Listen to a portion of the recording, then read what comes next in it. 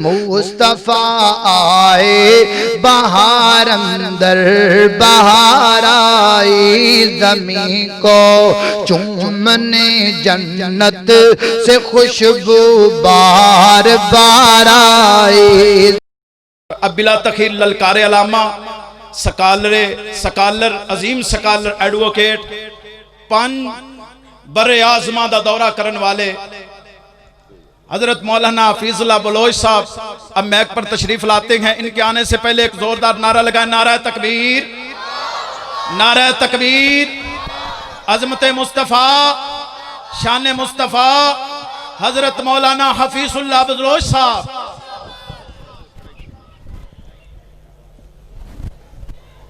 الحمدللہ وحدہ انجز وعدہ ونصر عبدہ وحزم الاحزاب وحدہ والصلاة والسلام على من لا نبي بعد أما بعد فقال الله تعالى في القرآن المجيد يا أيها الذين آمنوا اتقوا الله ولتنظر نفس ما قدمت لغد واتقوا الله إن الله خبير بما تعملون وقال النبي صلى الله عليه وسلم دلني على عمل يقربني إلى الجنة ويبعدني من النار۔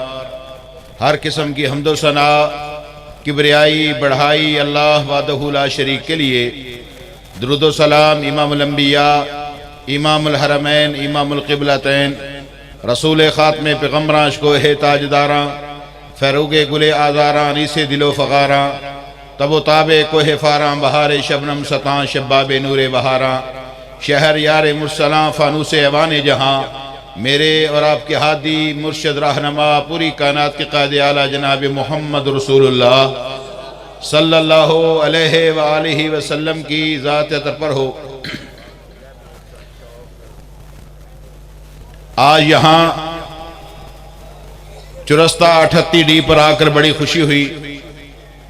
یہاں کے نوجوان یوتھ فورس کے نوجوانوں کو دیکھا، ان کی تربیت کو دیکھا، اور قاری فیض اللہ صاحب جو تعارف کروا رہے تھے، یقین کریں بڑا ہی قلبی سکون اور اطمینان ہوا کہ الحمدللہ دیہاتوں میں چھوٹے چھوٹے قصبوں میں کس طرح لوگ قرآن و سنت کی خدمت کر رہے ہیں، اور میری جماعت کے علماء کس طرح وہ دور دراز بستیوں میں، شہروں میں، گلیوں میں، محلوں میں، دیہاتوں میں، ڈیروں پر پہنچ کے قرآن و سنت کی دعوت کو عام کر رہے ہیں۔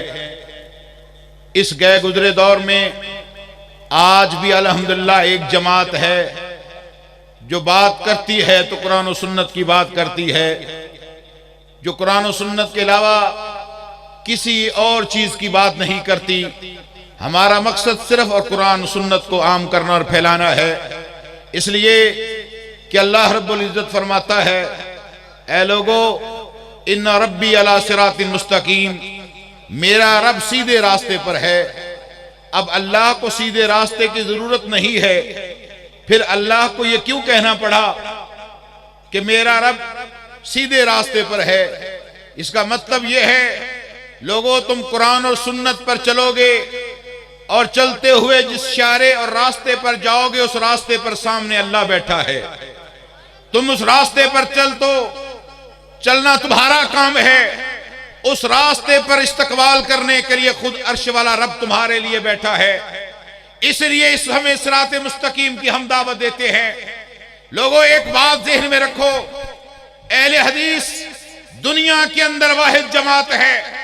دنیا کا کوئی بر اعظم، دنیا کا کوئی ملک، دنیا کا کوئی جزیرہ، دنیا کی کوئی بستی ایسی نہیں جہاں مسلمان نہ ہو، اور جہاں مسلمان ہیں وہاں اہل حدیث نہ ہو، اور کائنات کے کونے کونے میں اس وقت حدیث پر عمل کرنے والے لوگ موجود ہیں۔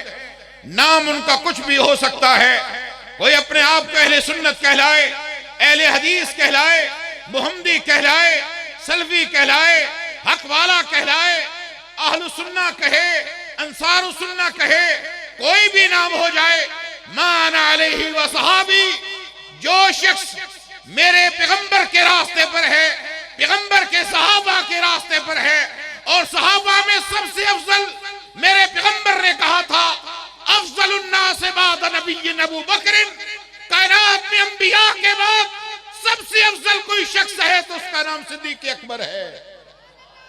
اس کا نام کیا ہے؟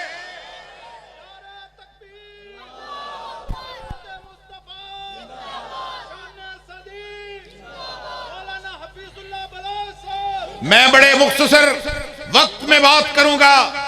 میرے بعد شیخ قاری یاسین بلوچ صاحب بیٹھے ہیں، یہاں سے انہوں نے پھر فیصل آباد جا کر خطاب کرنا ہے۔ میں یہ بات سن کے مجھے افسوس بھی ہو رہا تھا کہ گل صاحب فرما رہے تھے ان کو اچانک پرچہ دے کر حوالات میں ڈال دیا گیا۔ یہ بات کان کھول کے سن لیں، اہل حدیث کسی کی بھیڑ بکری نہیں ہے، اہل حدیث کسی کے کمی نہیں ہے، یہ قرآن و سنت کی بات کرنے والے دائی ہیں، یہ اہل حق ہیں۔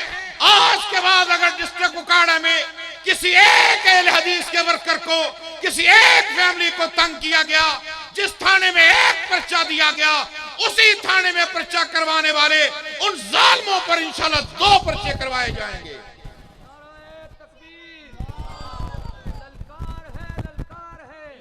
کوئی یہ سمجھے کہ یہ امن والے لوگ ہیں، پرچے کروا کے دبا لیں گے۔ ہماری تاریخ کو تم نہیں جانتے، ہم صحابہ کے راستے پر چلنے والے ہیں، ہم امن کے دائی ہیں، ہم حق کے دائی ہیں، ہم قرآن کے دائی ہیں، ہم سنت کے دائی ہیں، ہم صحابہ کے راستے پر چلنے والے ہیں۔ مگر یاد رکھو ہم اس علی کے ماننے والے ہیں کہ جس علی نے بدلہ تو نہیں لیا تھا، مگر جب علی میدان میں آ جاتا تھا تو وہ اکیلا 1000 کا مقابلہ کرنے والے مرد کی گردن بھی اڑا کے ایک طرف رکھ دیتا تھا۔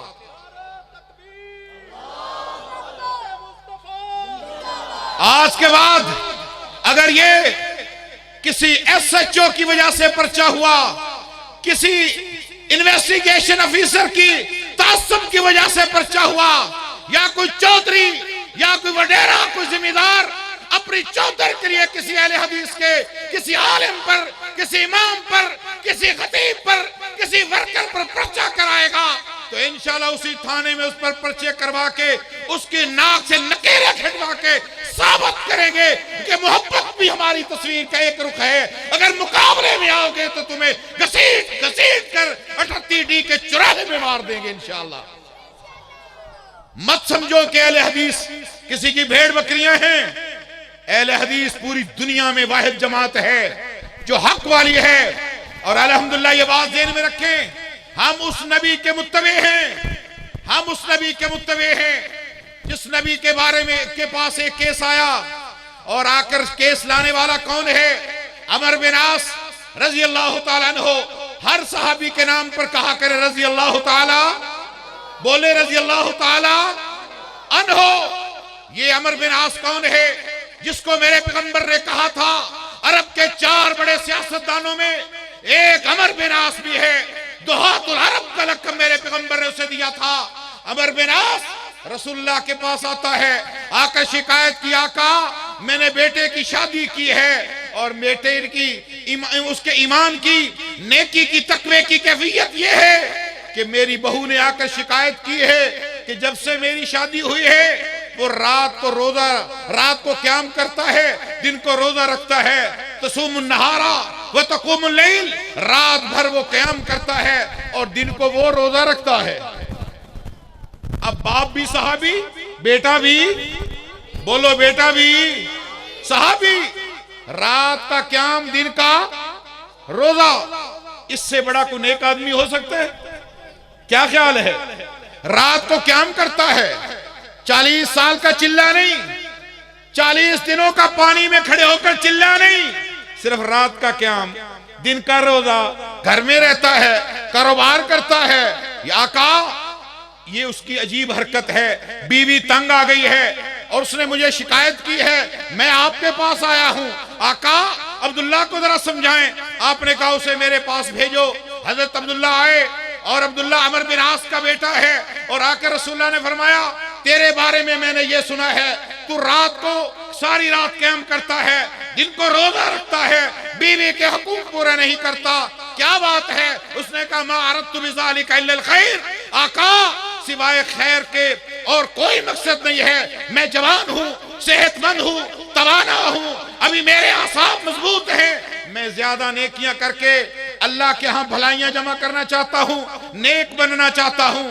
رسول اللہ صلی اللہ علیہ وسلم نے کیا فرمایا؟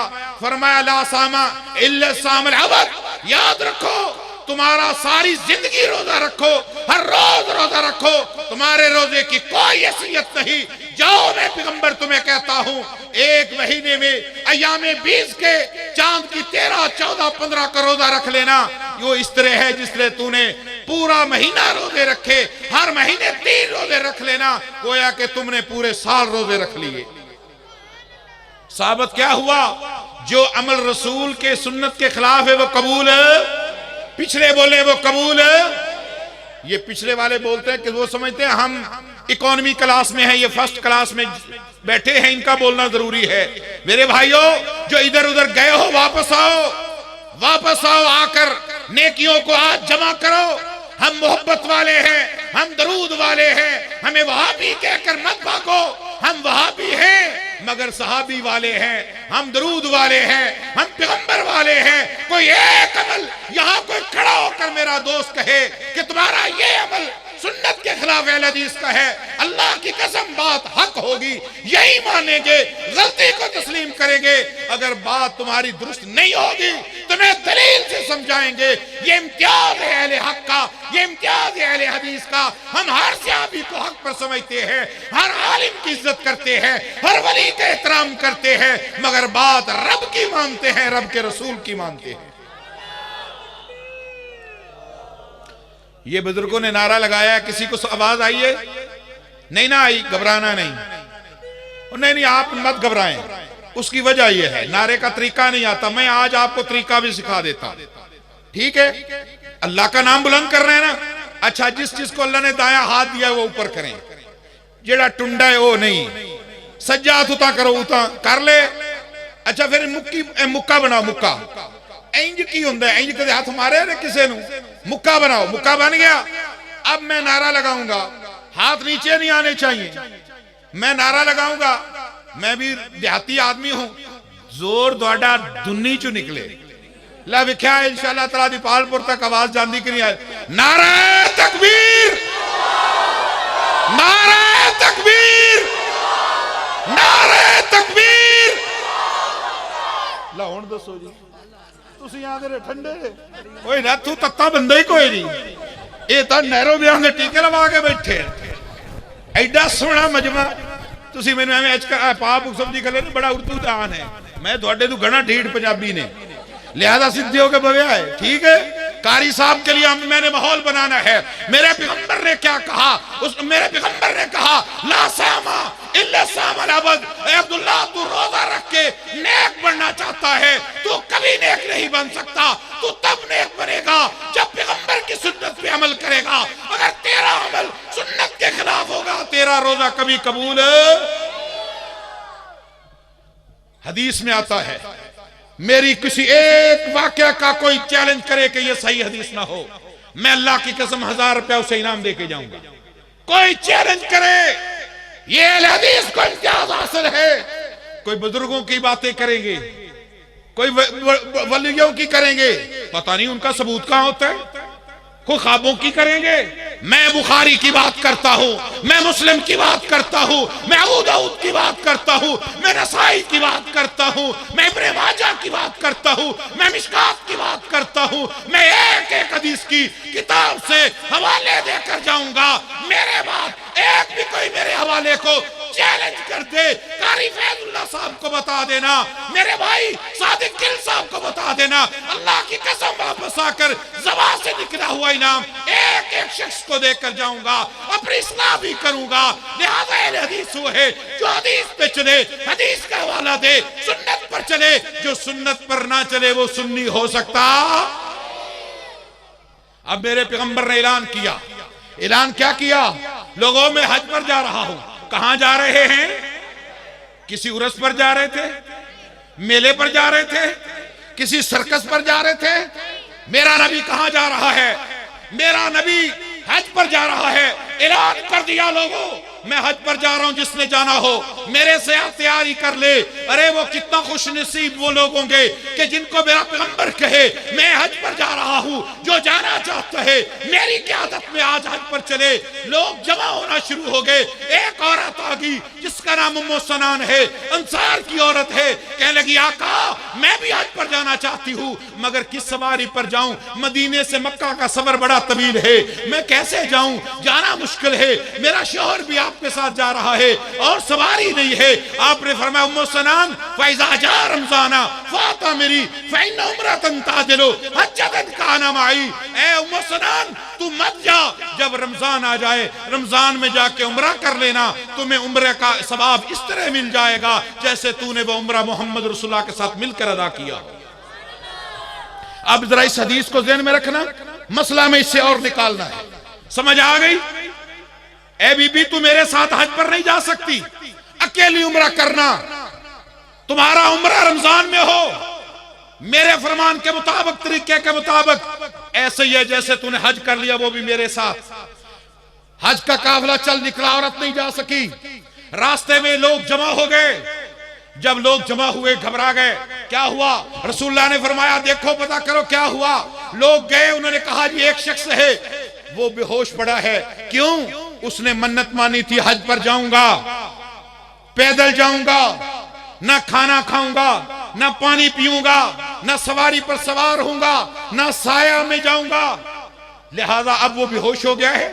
لمبا سفر، شدید عرب کی گرمی، اب اس کے خلوص میں کوئی کمی ہے؟ کوئی کمی ہے؟ اب کوئی عرس پر یہاں سے چل کے سیون شریف جائے، کیا خیال ہے؟ کوئی لاہور جائے، کوئی کسی اور جگہ پر جائے؟ اہل حدیث و دلائل کو یاد رکھو، اللہ کی قسم میرا ایک اہل حدیث عام آدمی دوسرے کسی مسلک کے مولوی سے بڑا عالم ہوتا ہے۔ اس کی وجہ ہے کہ ہم نے ان کو عادت ڈالی ہے، ہم نے ان کو دلائل کی عادت ڈالی ہے۔ یہ ہم سے پوچھتے ہیں مولانا دلائل بتاؤ، خوشی ہوتی ہے اس بات پر۔ اللہ اکبر۔ رسول اللہ نے کہا پتہ کرو، پتہ کیا ایک حاجی جو حج کے لیے جا رہا ہے وہ جناب بے ہوش ہے، کہتا ہے نہیں کھانا نہیں کھاؤں گا، منت مانی ہے، میں ننگے پاؤں جاؤں گا، پیدل جاؤں گا، سواری پر سوار نہیں، سایہ نہیں لوں گا، اب بے ہوش ہو گیا ہے۔ فرمایا اس کی تیمارداری کرو، اس کے پاس رکو، جب یہ ہوش میں آ جائے تو اس کو میرا پیغام دے دینا کہ میرا رب تیرے اس عمل سے بری ذمہ ہے، کس لیے کہ تیرا پیغمبر سواری پر آ رہا ہے، تیرا پیغمبر کھانا بھی کھا رہا ہے، تیرا پیغمبر پانی بھی پی رہا ہے، تیرا پیغمبر سایہ بھی لے رہا ہے، تیرا پیغمبر اپنے دوستوں کی مدد بھی لے رہا ہے، ان کی مدد کر بھی رہا ہے۔ تو محمد سے زیادہ نیکی والا بن گیا، تو محمد سے زیادہ متقی بن گیا۔ اس کو میری طرف سے کہہ دینا میرا رب تیرے اس عمل سے بری ذمہ ہے، تیرے اس حج کا، تیرے اس سفر کا تمہیں فائدہ ہوگا۔ بولو فائدہ ہوگا۔ کیوں؟ حج پر جا رہا ہے، کسی عرس پر تو نہیں جا رہا، طریقہ سنت کے خلاف ہے، ثواب ملے گا؟ بولو ملے گا؟ نہیں۔ آگے آئیں، حدیث میں آتا ہے ایک دن آقا مسجد نبوی میں آئے، آپ نے دیکھا عشاء کے بعد مسجد نبوی کے دو پلروں کے ساتھ رسی بندھی ہوئی ہے، رسی بندھی ہوئی ہے۔ آپ نے کہا یہ رسی کس نے باندھی، کس لیے ہے؟ صحابہ نے کہا یا رسول اللہ یہ ام المومنین سیدہ زینب نے باندھی ہے، یہ حضرت زینب نے باندھی ہے۔ کیوں؟ کہا جی جب آپ کی باری ان کے ہاں ہوتی ہے وہ رات بھر آپ کی خدمت کرتی ہیں، اور جب آپ کی باری کسی دوسری ازواج کے پاس ہوتی ہے وہ رات بھر عبادت کرتی ہے، تھک جاتی تو اپنے آپ کو رسی سے باندھ لیتی ہے تاکہ جھٹکا لگے گر نہ جائے، رات بھر عبادت کرے۔ بتاؤ ام المومنین سیدہ زینب کے عمل میں خلوص میں کوئی شک ہے؟ کوئی خلوص میں شک ہے؟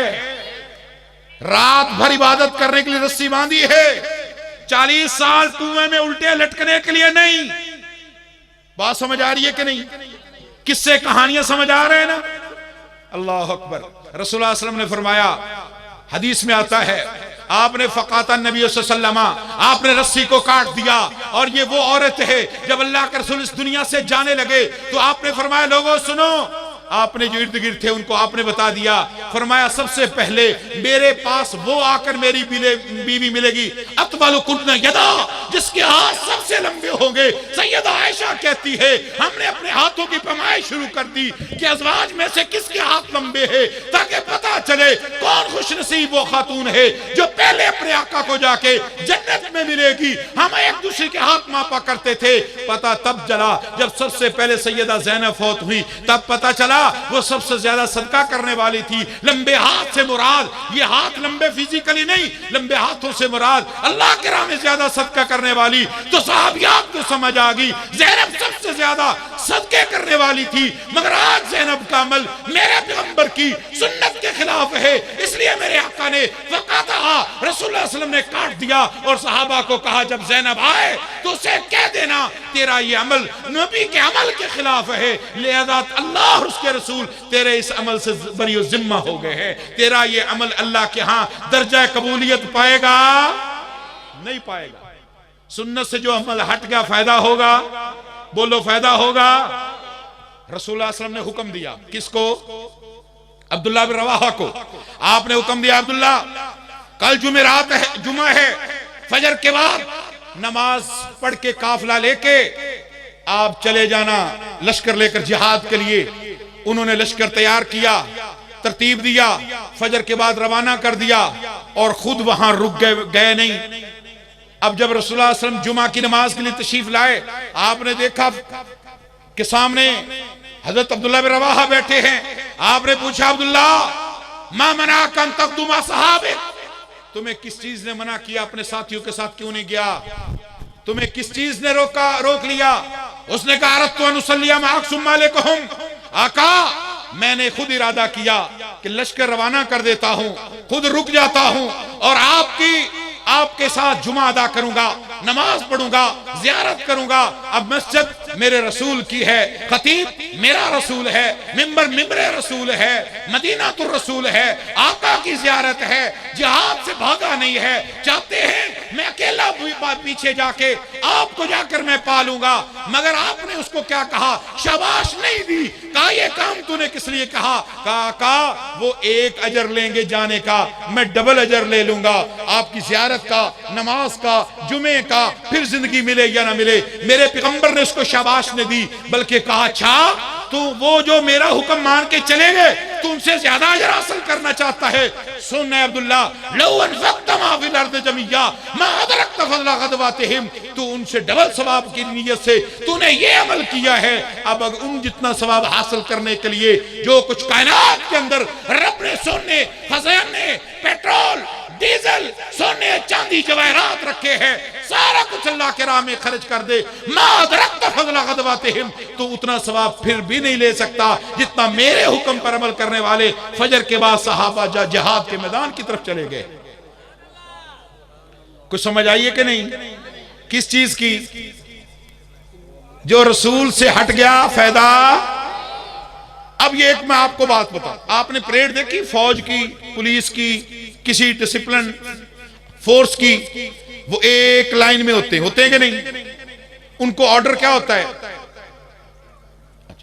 ان کو آرڈر کیا ہوتا ہے کہ آپ اگلے کی گردن پر دیکھیں، اس سے اگلا اگلے کی گردن، ایک سیدھی لائن. جب وہ کمانڈر کاشن دیتا ہے تو ایسے لگتا ہے جیسے سینکڑوں لوگ بھی لگ رہے ہوتے ہیں، جیسے چند ایک دو لوگ ہیں، چونکہ کوئی وائلیشن نہیں، مخالفت نہیں ہو رہی، تو آپ ایک لائن بنی ہوتی ہے. اب اس لائن سے، وہ لائن کمانڈر کی مرضی کی ہے. یاد رکھو اسلام کی ایک لائن ہے. اسلام کی کتنی لائنیں ہیں؟ بولو بھی کتنی لائنیں ہیں؟ ایک لائن ہے. اگر کوئی دائیں بائیں اس لائن سے نکل جائے تو کمانڈر اس پر راضی ہوتا، اس کو سزا ہوتی ہے. یہ اسلام کی ایک لائن ہے جو شارع محمدی ہے، یہ شارع رسالت ہے. ایک لائن پہ رہو، اور وہ ایک لائن قرآن و سنت کی ہے. اگر کوئی دائیں بائیں نکل گیا، کسی اور سلسلے پر چلا گیا، ان ربی علی صراط مستقیم، میرے سیدھے رب کے راستے پر جس پر میرا رب بیٹھا ہے اس سے ہٹ گیا. جو میرے رب کے راستے سے ہٹ گیا اس نے وائلیشن کی ہے، وہ سیدھے راستے پر چلتے ہوئے جنت میں جائے گا. رسول اللہ نے فرمایا 1000 بندے میں سے کتنے جہنم میں جائیں گے؟ بولو کتنے؟ بولو، پچھلے نہیں بول رہے، کتنے؟ 999. صحابہ گھبرا گئے. 999,000 میں سے ایک بندہ جنت میں جائے گا؟ ہاں ہاں، صحابہ بڑے پریشان، مگر اکاڑا کا مسلمان کبھی پریشان ہوئے؟ بڑے خوش ہیں، ہمیں پرواہ نہیں آخرت کی کہ ہم کس لائن پر ہیں، کہاں جائیں گے۔ رسول اللہ نے فرمایا کہ 1000 میں سے 999 جہنم میں، ایک جنت میں جائے گا۔ صحابہ گھبرا گئے، آپ نے فرمایا وہ یاجوج ماجوج ہوں گے، وہ یاجوج ماجوج ہوں گے۔ جنت میں 120 صفیں ہوں گی ٹوٹل جنتیوں کی۔ کتنی صفیں؟ کتنی صفیں؟ اتنی وسیع اور عریض جنت، 120 صفیں، اس کا مطلب ایک ایک صف اربوں لوگوں کی ہوگی انشاءاللہ۔ اور ان صفوں میں 80 صفیں امت محمد کی ہوں گی،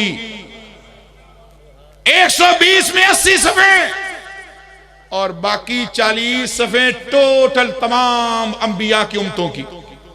اور حدیث میں آتا رسول اللہ نے فرمایا مجھے اللہ نے خواب میں دکھایا کہ قیامت قائم ہو گئی ہے، اور میں نے دیکھا رأیت النبی معه رجل، مجھے اللہ نے دکھایا کہ میں نے ایک شخص، ایک نبی کو دیکھا، اس کے ساتھ ایک آدمی ہے۔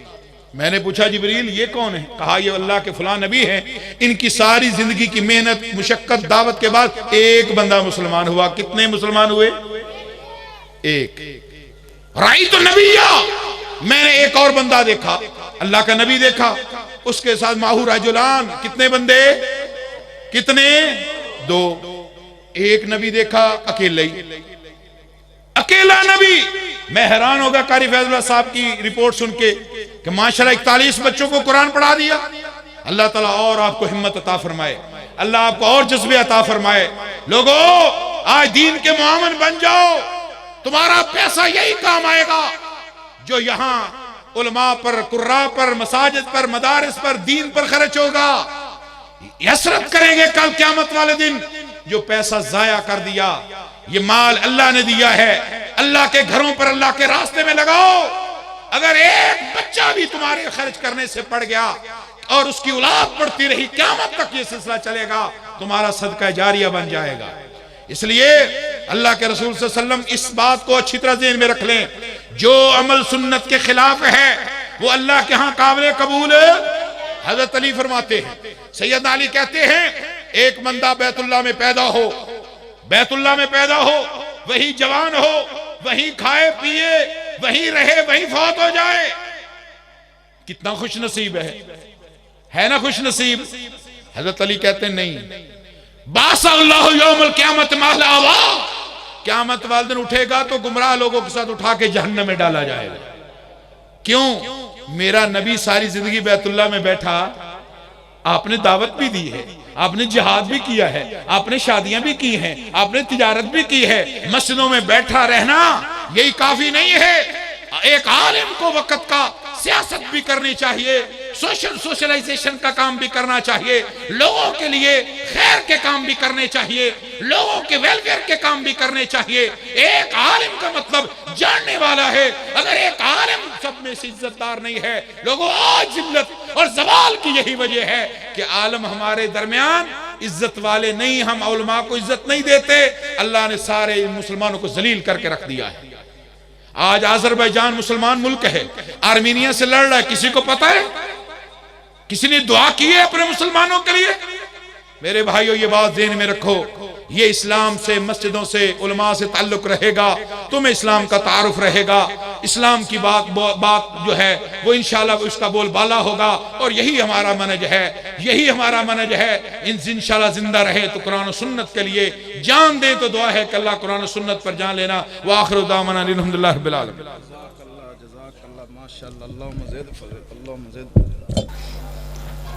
کالیاں زلفاں والیا کیا شانہ اچیاں پائیاں نی، کالیاں زلفاں والیا کیا شانہ اچیاں پائیاں نی، فلکاں تے جاون والیا کیا شانہ اچیاں پائیاں نی، کالیاں زلفاں والیا کیا شانہ اچیاں پائیاں نی، فلکاں تے جاون والیا کیا کیا شاناں اچیاں پائیاں نی رب نے گئے مہمان بلایا جنت نو ہے خوب سجایا رب نے گئے مہمان بلایا جنت نو ہے خوب سجایا جبرائیل دربان بنایا جبرائیل دربان بنایا نبیاں دا امام بنایا فلکاں تو آون والیا فلکاں تو آون والیا کیا شاناں اچیاں پائیاں نے جی کالیاں زلفاں والیا کیا شاناں اچیاں پائیاں نے دشمن نے گھیرا پایا ہے دشمن نے گھیرا پایا ہے اللہ نے پھر بچایا ہے دشمن نے گھیرا پایا ہے اللہ نے پھر بچایا ہے مٹی دا بک اٹھایا ہے مٹی دا بک اٹھایا ہے دشمن دے سر وچ پایا ہے یاسین تلاوت والیا یاسین تلاوت والیا کیا شاناں اچیاں پائیاں نے جی کالیاں زلفاں والیا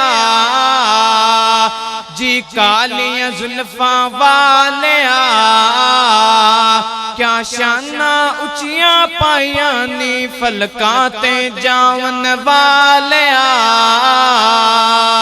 فلکاں تے جاون والیا کیا شاناں اچیاں پائیاں نی السلام علیکم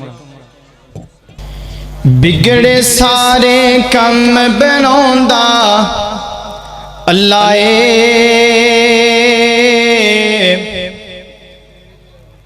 بگڑے سارے کم بناوندا اللہ ماڑیاں دی گل بناوندا اللہ ماڑیاں دی گل بناوندا اللہ بگڑے سارے کم بناوندا اللہ ساریاں دی گل بناوندا اللہ ساریاں دی گل بناوندا اللہ پتھر دے وچ کیڑیاں نو وی فکر نہیں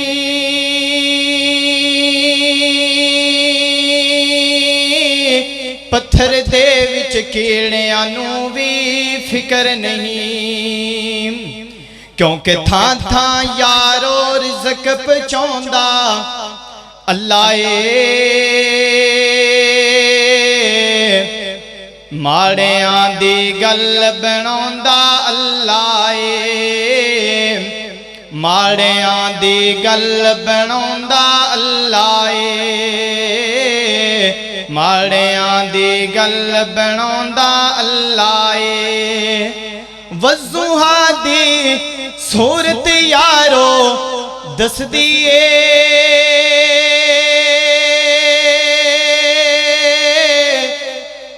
وضحا دی صورت یارو دس دیئے کی دس دیئے کہ سب تو پہلا نعت سنوندا اللہ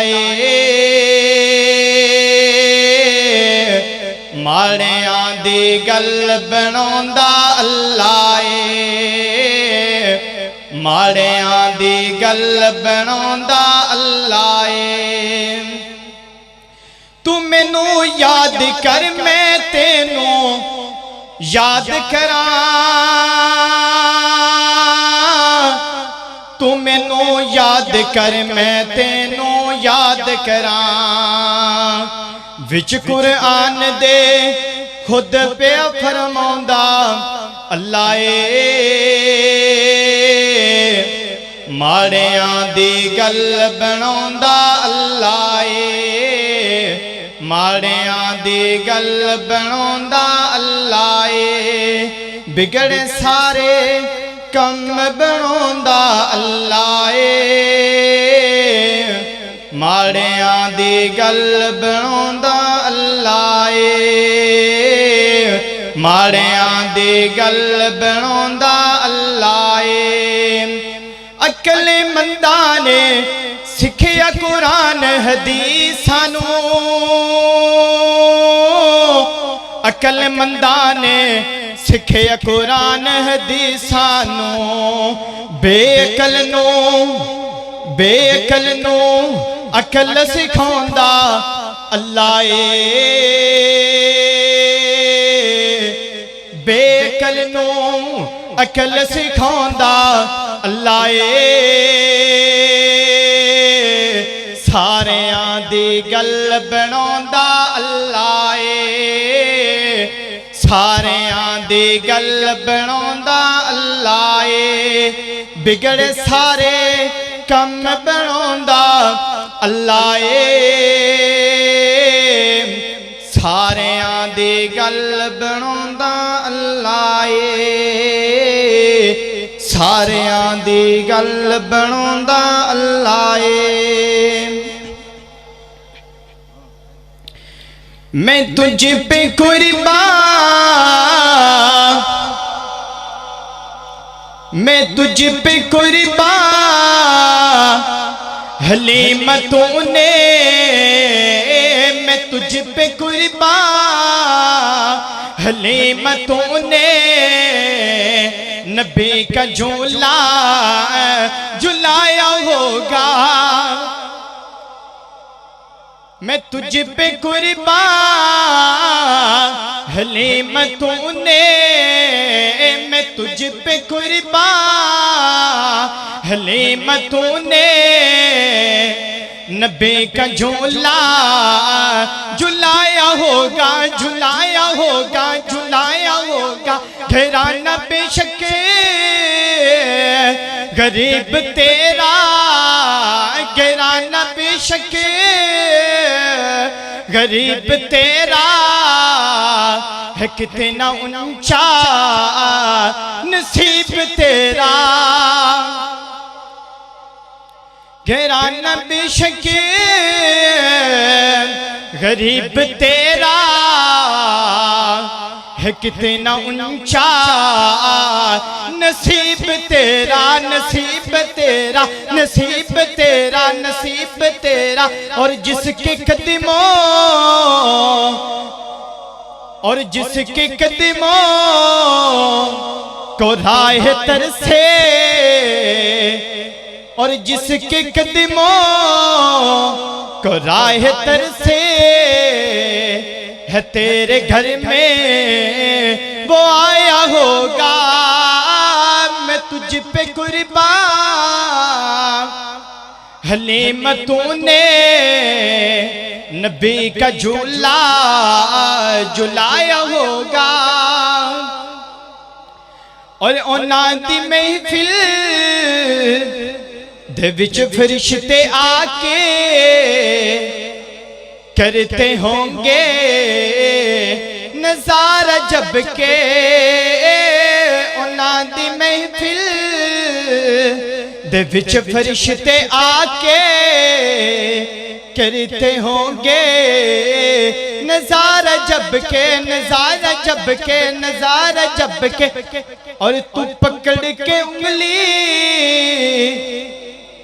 तू पकड़ के उंगली नबी की जब तो अपने घर में यूं चलाया होगा मैं तुझ पे कुर्बान हलीमतों ने नबी का झूला झुलाया होगा मैं तुझ पे कुर्बान हलीमतों ने नबी का झूला झुलाया होगा।